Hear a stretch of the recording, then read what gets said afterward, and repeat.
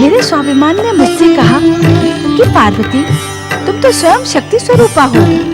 तुम्हें ब्रह्म ज्ञान प्राप्त करने के लिए किसी की याचना पर नहीं, अपितु स्वयं अपनी शक्तियों पर विश्वास होना आवश्यक है। देवी, तुम्हारा ये कथन अभिमान से प्रेरित लगता है। अभिमान?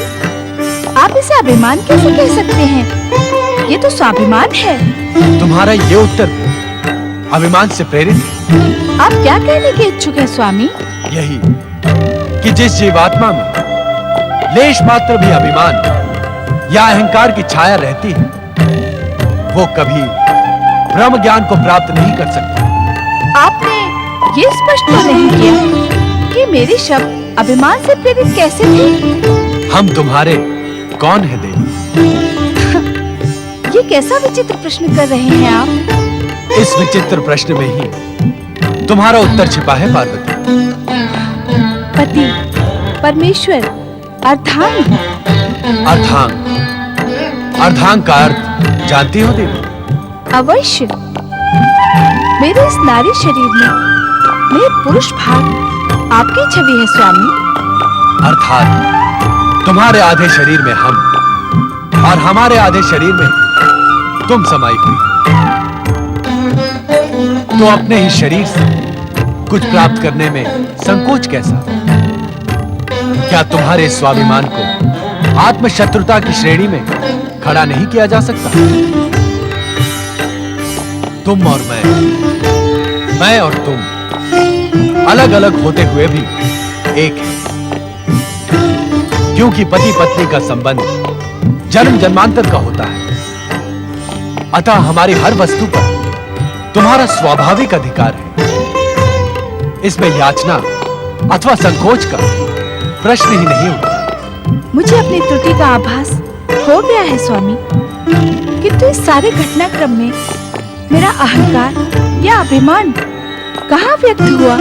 आपकी अभिव्यक्ति अहंकार से प्रेरित है। कैसे स्वामी? अहंकार व्यक्ति को उसकी शक्ति का आभास करवा के ही आत्मशत्रु बना देता है। निसंदेह शक्ति स्वरूपा पार्वती स्वयं ब्रह्म ज्ञान प्राप्त कर सकती है, किंतु क्या स्वामी? किंतु शक्ति स्वरूपा होने के उपरांत तुम्हें कठोर तपस्या एवं साधना करनी होगी। अपने आत्म तत्व को मुझ में विलीन करना होगा। इसीलिए तुम्हारी अभिव्यक्ति अभिमान प्रेरित है। क्षमा स्वामी, किंतु अभी आपने स्वयं ही कहा कि मेरा आत्म तत्व आपका ही प्रतिरूप। इसीलिए हमने यह निर्णय लिया है कि आज हम तुम्हें ब्रह्म ज्ञान एवं उससे संबंधित प्रेरक कथा अवश्य सुनाएंगे। क्या ब्रह्म ज्ञान से संबंधित कोई प्रेरक कथा भी जुड़ी हुई है? हाँ देवी, उस कथा को सुनने समझने के उपरांत ही तुम दिव्य ब्रह्म ज्ञान का महत्व समझ पाओगे। अहो भाग्य स्वामी, तो आप विलंब न करें। मेरे हृदय के द्वंद्व का वास्तविक उपचार तो अब होगा। नहीं देवी। नहीं क्या स्वामी? अभी तुम्हें तनिक विलंब और सहना। आपके निर्णय के उपरांत तो कभी ऐसा नहीं होता। किंतु आज ऐसा होगा, क्योंकि ये प्रेरक कथा हम तुम्हें यहाँ नहीं, यहाँ से दूर किसी ऐसे एकांत स्थान पर सुनाएंगे जहाँ हम दोनों के अतिरिक्त अन्य कोई उपस्थित ना हो। इतनी गोपनीयता क्यों स्वामी? अपात्र के कानों में परम दिव्य ब्रह्म ज्ञान पड़ जाने से सृष्टि की समस्त व्यवस्था छिन्न भिन्न हो सकती है।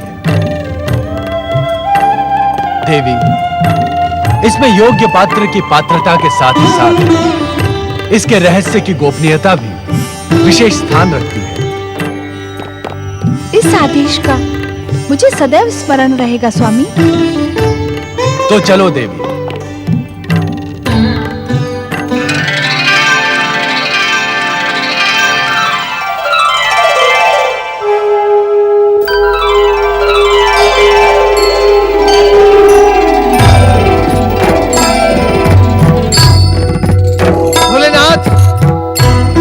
पार्वती, कहाँ हैं आप भोलेनाथ?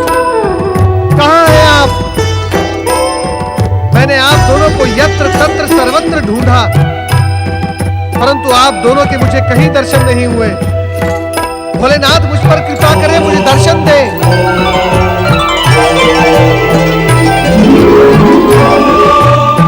हे गौरी शंकर, मुझ पर कृपा करें, मुझे दर्शन दे। स्वामी, ब्रह्मपुत्र नारद हमारे लिए भी पुत्र के समान है। उसे व्याकुल न करके अपने दर्शनों से कृतार्थ करें। जैसी तुम्हारी इच्छा है।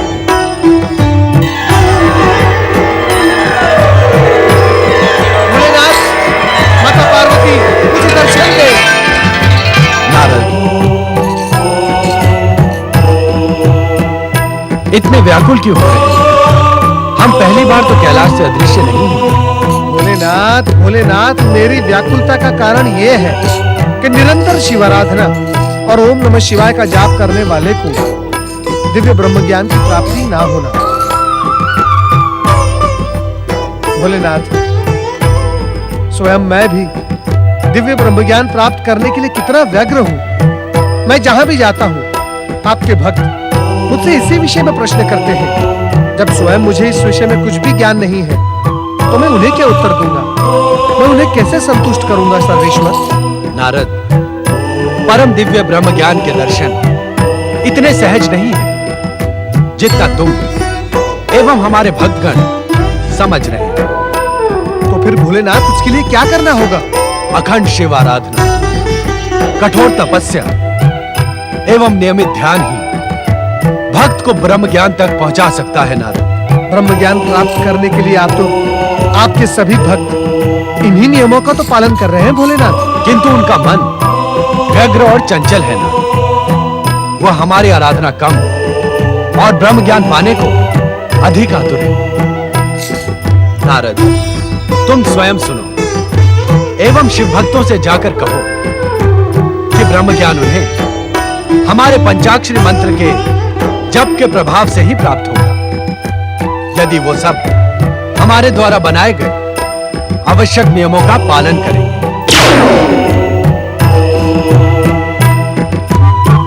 पंचाक्षरी मंत्र अर्थात ओम नमः शिवाय, इस मंत्र का जाप तो हम सभी भक्त निरंतर कर ही रहे हैं।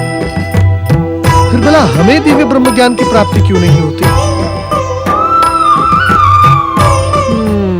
लगता है इस प्रश्न का उत्तर भगवान भोलेनाथ से पूछना उचित नहीं होगा नारद। अब तो जगत के पालनहार भगवान श्री हरि विष्णु और मेरे परमपिता ब्रह्मा जी की शरण में जाना होगा। नारायण नारायण।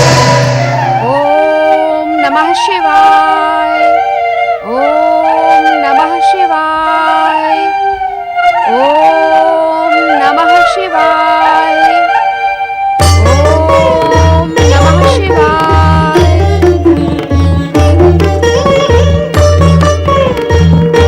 क्या हुआ देवी? आनंद मंत्र का जाप करते हुए आप रुक क्यों गई? आपके मार्गदर्शन पर मैं न जाने कब से दिव्य ब्रह्म ज्ञान का परम आनंद प्राप्त करने के लिए भगवान शिव के महामंत्र ओम नमः शिवाय का जाप कर रही हूँ, किंतु कोई लाभ नहीं स्वामी। अब मैं निराश हो गई हूँ। लाभ हानि, आस निराश, यह आज आप कैसे शब्दों का प्रयोग कर रही हैं देवी सरस्वती? ऐसा प्रतीत होता है कि आप नहीं अपितु कोई व्यापारी बोल रहा है। ओम नमः शिवाय, ये पंचाक्षरी मंत्र ब्रह्म ज्ञान प्राप्त करने के लिए इस संसार में एकमात्र उपाय है। हाँ माता, स्वयं भगवान भोलेनाथ ने मुझे ये कहा है कि दिव्य ब्रह्म ज्ञान प्राप्त करने के लिए ओम नमः शिवाय इस पंचाक्षरी महामंत्र के अतिरिक्त अन्य कोई भी उपाय नहीं है। सुना आपने? नारद के माध्यम से स्वयं भोलेनाथ के द्वारा भेजा गया ये संदेश। ऐसा प्रतीत होता है कि तुम संदेश के साथ कोई जिज्ञासा भी लेकर उपस्थित हुए। हाँ परमपिता, मेरी जिज्ञासा ये है कि भगवान भोलेनाथ के पंचाक्षरी महामंत्र का जाप तो हम सभी निरंतर करते ही रहते हैं, किंतु हमें दिव्य ब्रह्मज्ञान प्राप्त क्यों नहीं होता?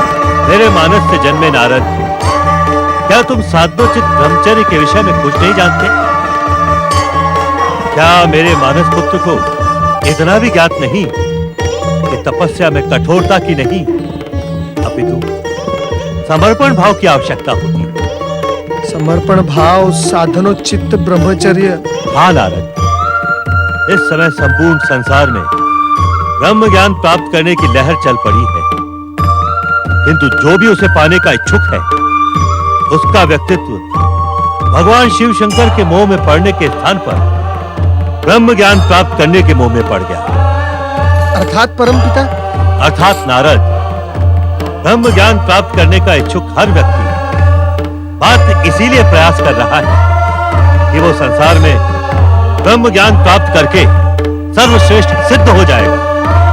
नारद, संसार के विद्वानों में जन्मी यह महत्वाकांक्षा भविष्य में अत्यंत घातक सिद्ध होगी। परमपिता, मुझे ऐसा नहीं लगता।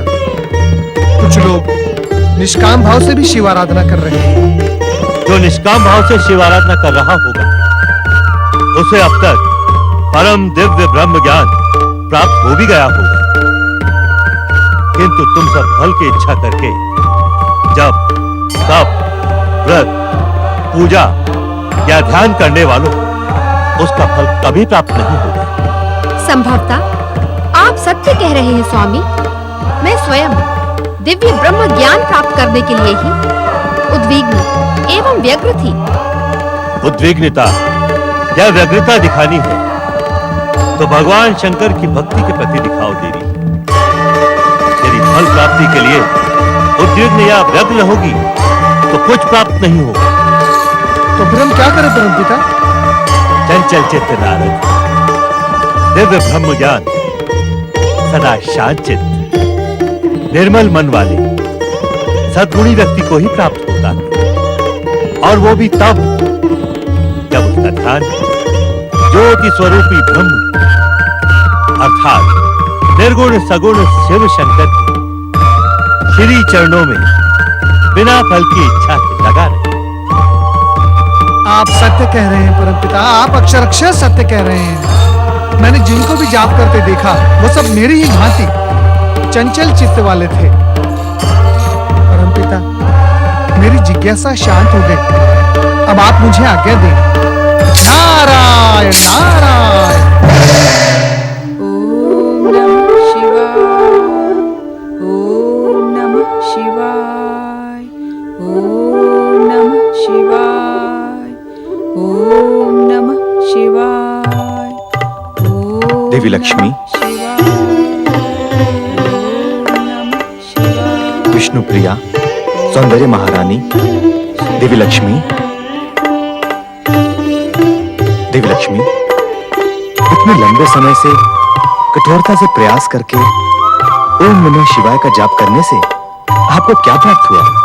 यदि मुझे कुछ प्राप्त होता तो आपसे कुछ छुपा न रहता स्वामी। ऐसा प्रतीत होता है कि इस तपस्या से मुझे कुछ प्राप्त होने वाला नहीं। इस तपस्या से तो सभी कुछ प्राप्त हो सकता है देवी। नारायण नारायण नारायण नारायण। प्रणाम श्री हरि, प्रणाम माता। श्री हरि, मैं ब्रह्मलोक से ब्रह्म ज्ञान का रहस्य जानकर आ रहा हूं। यदि आपकी आज्ञा हो तो ये आज्ञा मांगकर मैंने भूल की सर्वज्ञ। भला आपसे संसार का कौन सा रहस्य छिपा हुआ है? मुझे क्षमा करें श्री हरि, मुझे क्षमा करें। प्रभु, यदि आप अपने इस दास पर प्रसन्न हैं तो उस पर और एक कृपा करें। तुम्हारे चंचल चित्त स्वभाव को जानने वाला तुमसे कभी अप्रसन्न हो भी नहीं सकता नारद। कहो, क्या कहने को इच्छुक हो? श्री हरि, वो रहस्य कृपया आप माता लक्ष्मी को भी बता दें।